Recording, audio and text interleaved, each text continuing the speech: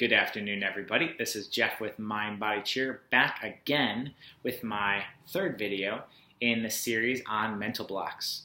Today I have a very exciting video to share that I use as a fundamental tool when working with athletes who have a mental block. I like to use an anxiety scale. An anxiety scale is a group of numbers to help an athlete become aware of what they're feeling and the tension or fear that they have inside. This anxiety scale starts at 0 and goes all the way to a 10. On this scale, I like to explain to the athlete what a 0 looks like or what it would feel like.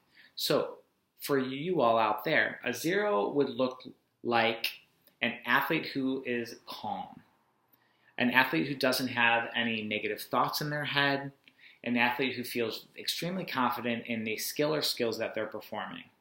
They can do it 10 out of 10 times. And then through each number, we would define what it would look like all the way to a 10. A 10 would be an athlete who can hardly breathe. They have no confidence in doing the skill whatsoever. They feel very hopeless. Most often, the athlete has tears in their eyes. They don't feel confident in their skills at all. What I like to do after defining those is work on a skill or skills that an athlete feels most comfortable with. Typically, those would be a 1 or a 0. Cartwheels, round-offs, punch fronts, front walkovers, back walkovers. We try all those skills and we rank them and put them in the scale. Where does a cartwheel go? Where does a round-off go? How about a standing back handspring? What does that feel like? After having defined what each number was, the athlete then gets to feel when they stand there, well, how do I know that this back handspring is a 5 without a spot? Well, I have these negative thoughts in my head that what if I land on my head? Maybe you as a coach can point out, I notice you start fidgeting with your hands. The more you work with an athlete, the more you can help them bring awareness or consciousness to some of the things that they do when they get nervous. How many coaches out there go, I know when they're going to throw it or not, they do X, Y, Z.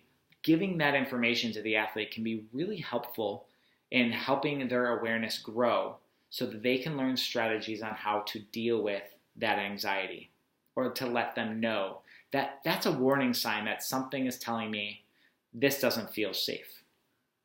So back to the anxiety scale. When I work with the athletes, I then slowly start working up the scale on skill or skills that feel a little bit more anxiety prone. Maybe it's a back handspring with a 2-hand spot. Where would you rank that? And then we kind of just play. What's a back handspring with a 1-hand spot? What if I flip to the other side? What's your anxiety now? During this exercise, I'm getting a sense of what the athlete's limitations are, as well as that athlete is getting a really good sense on what happens inside of themselves when they experience anxiety. This is also a great roadmap for when we go and work together again the next week.